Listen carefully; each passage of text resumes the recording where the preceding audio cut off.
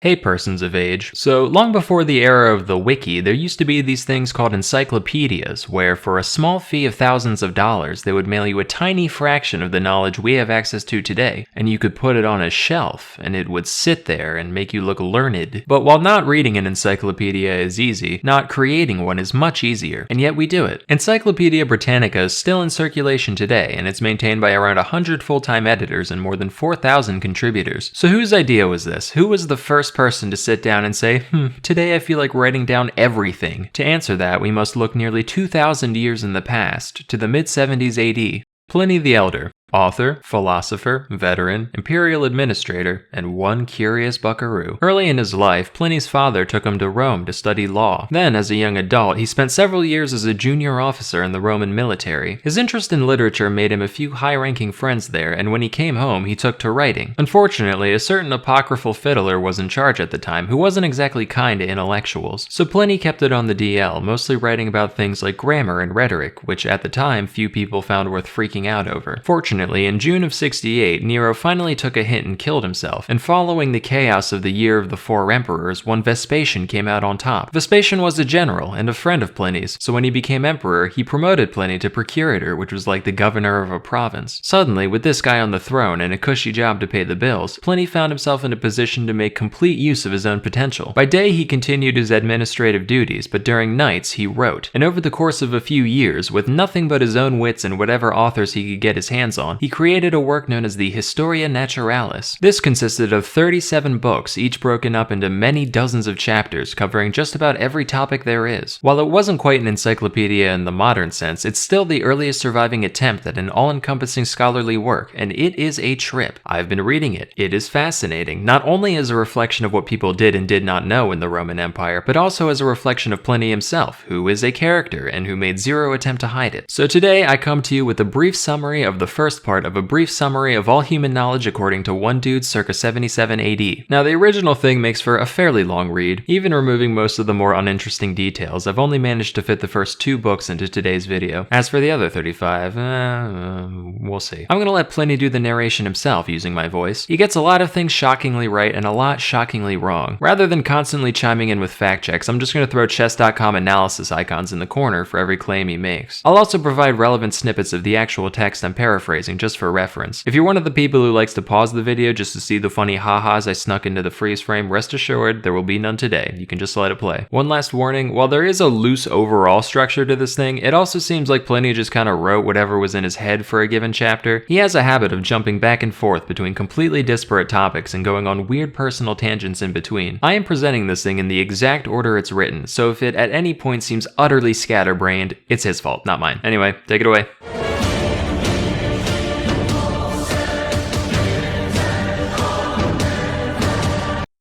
Yo.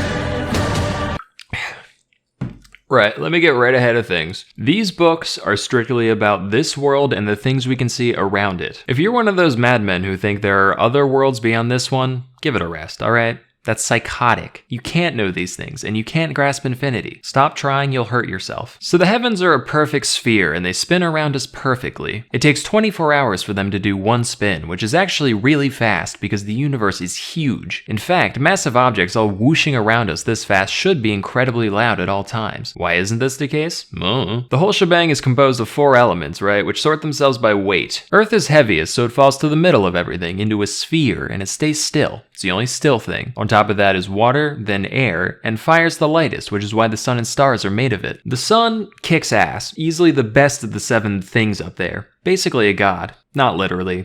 Don't try to answer questions about God's nature, by the way. You'll just confuse yourself. There's at most one God, and he's everything, and he doesn't do weird human shit like getting jealous or banging other gods. I swear, people just make up new gods every time they want something specific. Let me tell you, there was a temple on Palatine Hill dedicated, through my tax dollars by the way, to fever. Like the illness.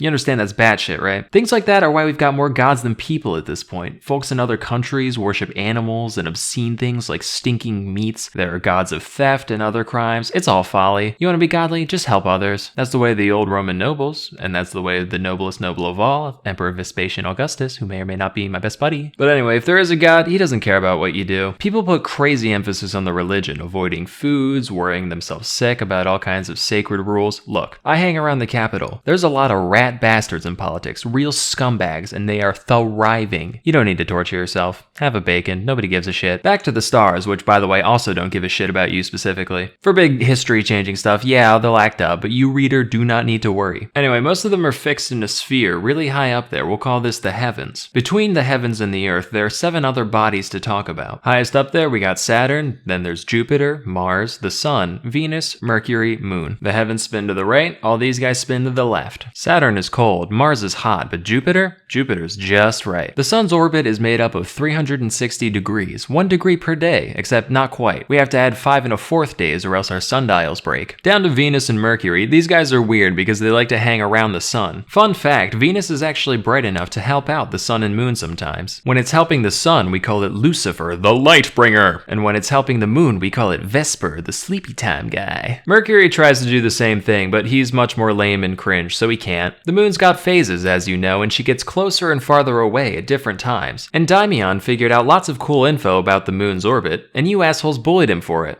Yeah. This man unraveled the secrets of the universe, and in return, everyone goes, ho ho ho, he's in love with the moon. That's because humans are sick in the head. They'd rather read stories about bloodshed and massacres like that matters more than the fabric of reality. Get a clue. Anyway, the moon has phases because of the way it borrows light from the sun, which might be what these other guys do too, we don't know yet. All those spots on it are actually puddles because it likes to draw up moisture from the earth, which is where we get the tides. And every now and then, it casts its shadow on earth. We call these eclipses, and they are freaking wicked. Eclipses can happen the other way around too, and the way these happen prove that the moon is bigger than the earth and the sun's way bigger than both of them. Oh, and just so we're clear, eclipses are a natural thing. It's not the apocalypse or God's wrath. They follow rules. Even the Greeks could predict them. Settle down. Back to the planets, they're all kind of in the same belt up there, and they all get farther and closer to us at different points because their orbits are complicated. They mostly follow the same rules as each other, but there's some goofiness, like the ones further than the sun move the slowest when they're the farthest away from us, but the closer ones move the quickest then. We can chalk this up to the sun emitting vapors that must push them around in weird ways. Thunderbolts come from Jupiter, and we don't know why. One theory is that it's because Saturn is very moist and Mars is very fiery, and when they meet in the middle,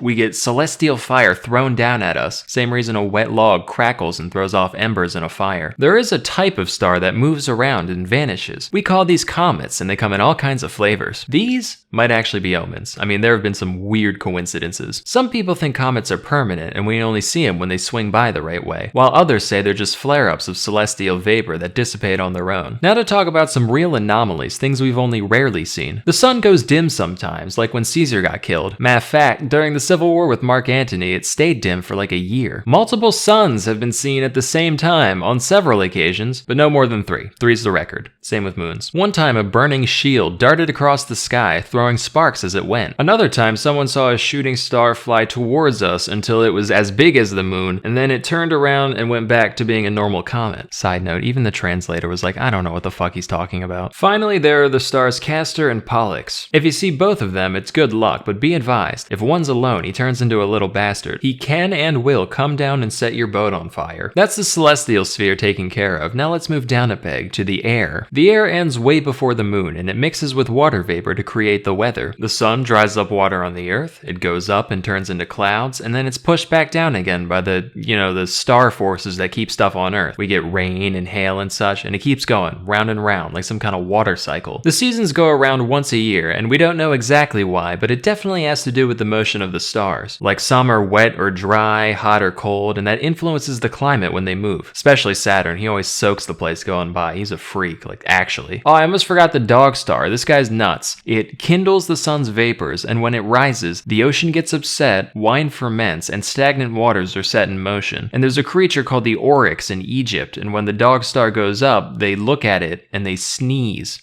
out of warship. It also makes dogs go rabid, hence the name. But the stars and the seasons they create have profound effects on nature, and it's not just the weather changes that do it. Some flora and fauna have weird links to the heavens. Pelagium blooms right on the winter solstice, even when hung up to dry in the house, and heliotrope follows the sun even when it's cloudy. The moon makes oysters bigger and ants lazier, and diseases in the eyes of livestock will grow and diminish based on its phase. That's just a few examples. Hey, let's talk about the winds. The ancient Greeks have published a lot of great observations about the winds. Those were warish, disconnected times, which makes their work all the more impressive. Nowadays, in this great peace, every shore of this sea welcomes Romans. And what are we doing? When's the last time we sent anybody out to investigate this world with inquiry in their heart? Plenty of expeditions, sure, but that's just because you got some shit to sell. Rather than pursue science that could benefit all of mankind, you're hawking olives in Byzantium just to watch your abacus go up. Greed. But anyway, how many winds are there? The ancients recognized 4, but that's clearly not enough. The next generation overcorrected, brought it up to 12, and shit got messy, inelegant. So today, us modern folk take the middle of the road with a nice even 8 total, 2 for each quarter of the heavens, and they've got a bunch of fun names. And yeah, if we wanted to add in the old reject winds, we could, and there's even a couple extra secret winds only recognized by a select few. Plus, there's certain winds that only blow in certain regions of the world, but you know, broad strokes, it'll do you fine. These winds each blow at their various allotted times of the year, and the winter ones make for particularly rough seas. In former times, pirates were compelled, by the fear of death, to rush into death and to brave the winter ocean. Now we are driven to it by avarice. Direction isn't the only difference between the winds though. They can all be characterized by their temperature, their moisture, and the kind of weather they tend to bring. Volturnus is dry, Septentrio brings snow and hail, Auster is sultry, Aquilo is the most healthy. Real motley crew, those winds.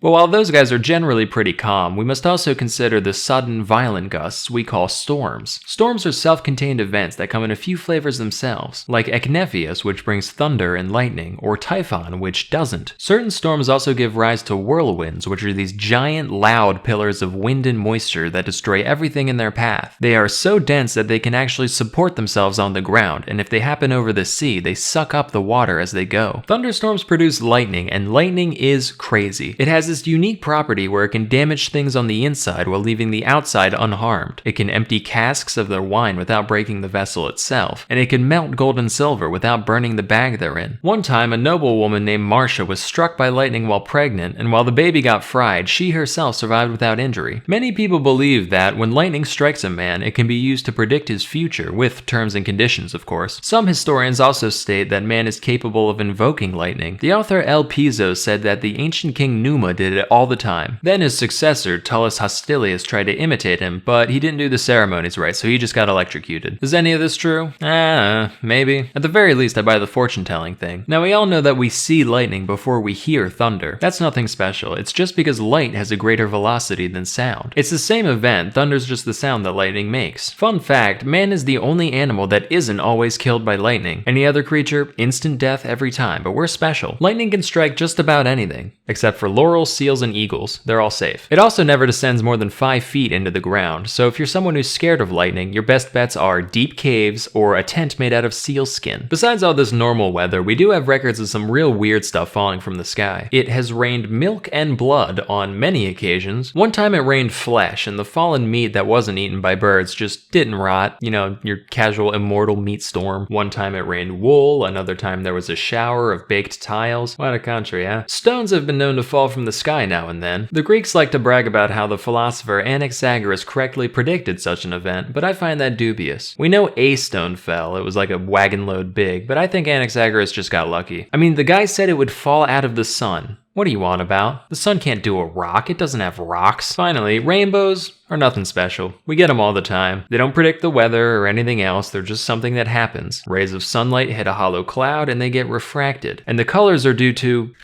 a mixture of clouds, air, and fire. Let's come down from the air onto the earth. Good old Mother Earth. The other 3 elements are bastards. You never know when they're gonna turn on you. Fire burns us, water pelts us as hail and floods our villages, air rages in squalls, but Earth, she's just hanging out. And what a bounty she has for us, giving us crops, flowers, medicinal plants. In her compassion, she even gave us poison, so when life sucks, we can kill ourselves quickly. And what does man do? Naturally, we take advantage of her kindness. We torture her for all the iron, timber, and stone she can bear, and then we use that iron to tear out her entrails in search of gems to put on our fingers. Do you know how many hands have to be worked to the bone just to decorate one joint of another? Honestly, if hell existed, all this greedy digging would get us there. But, of course, whatever we take from her, we all pay back in blood and bones eventually. World keeps turning. Just wish y'all weren't such ingrates about it. Anyway, as we said, the Earth is a perfect sphere, except for, mountains and valleys, but close enough. There's a question we get all the time when people first learn about this, particularly from the commoners. They'll go, right, if Earth's a ball, why don't people on the other side fall off? To that I say, why doesn't the whole thing fall down? Where would it go if it did? Up into the other sky? That doesn't make sense. No, the Earth is right where it belongs. Then they'll say, alright, fine, but why's the ocean flat then? Guess what? It's not. Here, take a glass of water, fill it to the brim, then drop a little something in there. See that slight subtle curve? That's the ocean. You can see it when a ship goes out to sea. The bottom bit will disappear over the horizon before the mast does, and so it goes all the way around. One time some Indians got blown off course by a storm and ended up in Germany. Side note, this was not the first nor the last time the translator started his annotation with this exact 11-syllable sigh of frustration. The ocean they must have crossed had to be massive, like half the globe. Real quick, let's think about how much of the world is even inhabitable. We got one hemisphere over here, which is divided into 5 zones, right? On the top and bottom, miserable, nothing but cold and darkness. In the middle, sun's too close, burns everything, miserable. So already we only got 1/5 of the place to ourselves. Then take into account all the seas and mountains and wilderness and other crap in the way, there's barely anything left. And this is what every war in history has been over, this tiny portion of what amounts to a speck in the universe. Even if you conquered the world, you'd have barely started. And how much of it can you bring with you to the grave, huh? So the Earth is in the middle of the universe, and we know this because of the equinoxes. Day and night, perfectly balanced on these 2 dates. We're right in the middle. It just makes sense. There's plenty of other proof that we live on a globe. Certain stars can only be seen from different parts of the world, and that's because the Earth's in the way. Just ask a sailor, they'll see new stars squink their way out of the horizon as they go. Also, eclipses show that the time of day depends on your east-west position. A few years back, the same eclipse of the sun, same exact event, was seen at 8 in Campania, but at noon in Armenia. Try explaining that one, planists. Here's another. One time, a courier named Philonides ran from Sicyon to Elis, which is a distance of 1,200 stadia. The way there took him 9 hours, but then the return trip took him 15. And it's not because he was tired or took a break somewhere. Brother, he ran against the sun. Likewise, the length of shadows on a given day depends on your latitude. In Egypt, on the summer solstice at noon, their sundials cast a shadow half the length of the pointy bit, whereas in Venice, at the very same hour, the shadow's as long as the pointy bit. If you keep going south, eventually you'll reach a point where the sun's straight up at the solstice. We dug a well in a town called Syene just to check, and sure enough, it's light all the way down. If you go even further south, you'll notice the sun do that twice a year at equal distances from the solstice. There's also a place in India where there just aren't shadows, ever, and as a consequence, the people there don't know what hours are. But because of the way the sun moves, you'll notice that the longest day of the year is longer the further north you go. In Alexandria on the summer solstice, they get 14 hours of daylight. In Italy, it's 15, and in Britain, it's 17. Following this pattern, we believe that at the very North Pole, it's 24, meaning they get 6 months of daylight at a time, with 6 months of night on the other side. The difference in climate based on latitude is clearly reflected in the nations that live there. For one, the Ethiopians. Let's talk about earthquakes. The Babylonians used to blame these on the movements of the stars. One guy is even said to have predicted an earthquake through astrological means. Is that true? I'll let you be the judge. I, for one, believe that earthquakes are caused by the winds. Think about it. Before an earthquake, it's always very calm. The seas are tranquil. There's not a single bird in the sky. Why? No wind. They can't fly. Where'd the wind go? Underground. It gets stuck down there and it builds up until finally hell literally breaks loose. It starts off with a horrible noise like cows mooing or people fighting in the distance. Then everything shakes, hard. Whole city walls get knocked down and sometimes the earth opens up and swallows them entirely. The shaking's even noticed by people on ships who get hit by waves without any wind. Earthquakes also make well water turn cloudy and smelly. So the obvious question is, what the hell can we do about it? Well, places with a lot of natural caverns or man-made sewers tend to get fewer earthquakes. That's because the underground air has an easy way to escape. Buildings that are arched or that lean against each other also tend to fare better in the event of an earthquake. Barring all else, at least things are usually over with quickly. Although some earthquakes have been known to last days, months, even 1 or 2 years straight. As for related anomalies, about a century and a half ago, 2 mountains slammed together and collapsed, and fire and smoke came from the ground where they stood. More recently, under Nero, there was a knight named Vectius Marcellus who woke up to find that his fields and olive grounds swapped places with each other. No mayhem or destruction, just, oh, this is over here now, okay? But just as Earth swallows up land in one place, she spits it back out elsewhere. As such, islands sometimes rise up spontaneously out of open sea. We have tons of records of these events across the Mediterranean. They're often accompanied by a giant fiery explosion and loads of dead fish floating everywhere. It's said that one time some people ate these fish and then they too immediately died. But enough of tragedies. Let's turn back to the wonders of the Earth, such as there are many caverns filled with gas that instantly kills things. Some kill only birds, others kill everything but people, and still more kill everything and people. In a few caves, those who breathe the gas instead become intoxicated and start predicting the future, as is the case with the famous Oracle at Delphi. We can ascribe these effects to the divine power of nature. I mean, what else could it be? How the hell do you explain that rationally? But while most islands are attached to the Earth at the bottom, there are a few that float. The Calaminae Islands are not only moved by the wind, but the people on them can actually push them around with long poles to go wherever they want. There's another group of floating islands known as the Dancers, so called because they move to the beat of drums played on their surface. I've got a few more miscellaneous wonders here, let me just rattle them off. In Harpasa, there's a giant rock that can be moved by one finger, but not by the force of the whole body. In Paracini, there's a type of dirt that heals all wounds. In Troas, there's a stone that makes dead bodies dissolve. Near the Indus River, there's two mountains, one of which attracts iron and the other repels it. So if you had iron nails in your shoes, you couldn't step on the one or off the other. In Argyripa, the grania plant doesn't grow, and in Crustuminium, the hay springs up already rotten. Let's turn now to the tides. We know these are caused by the moon, and to a lesser degree the sun. Moon overhead, they go up, moon on the other side, they go down. A large open ocean is needed to manifest this power of the planet, which is why neither lakes nor rivers have tides. In Britain, the tide rises 120 feet. The tides do a full cycle twice a day, except in Euboea, where they do it 7 times. Aristotle said that animals only die when the tide is ebbing, but really that's only true of people. Watch.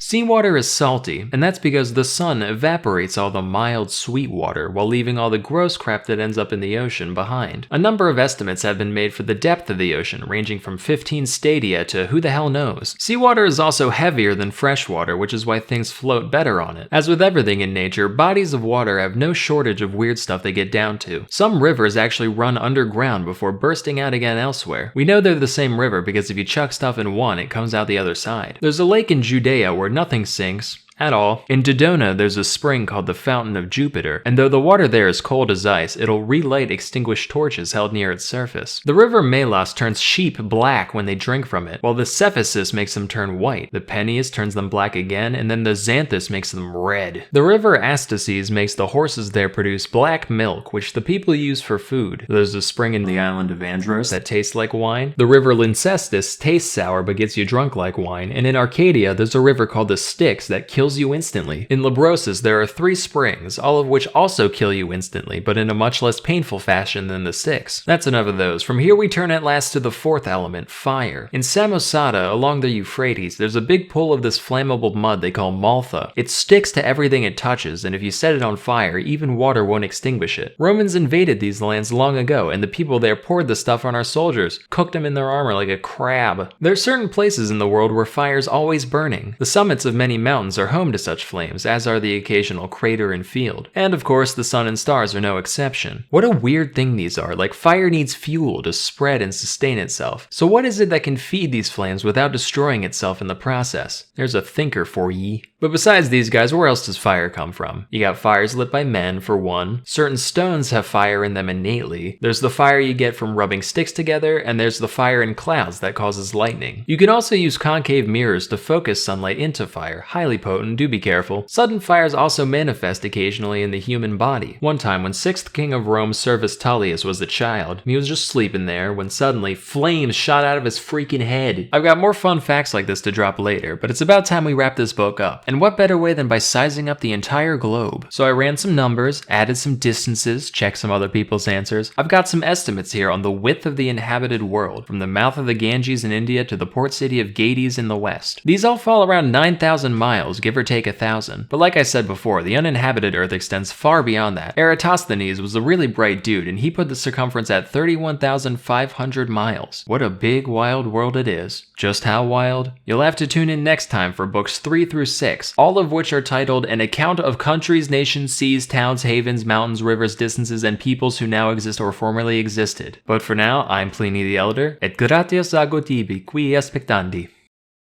The Pope's sitting at home fuming at my pronunciation right there.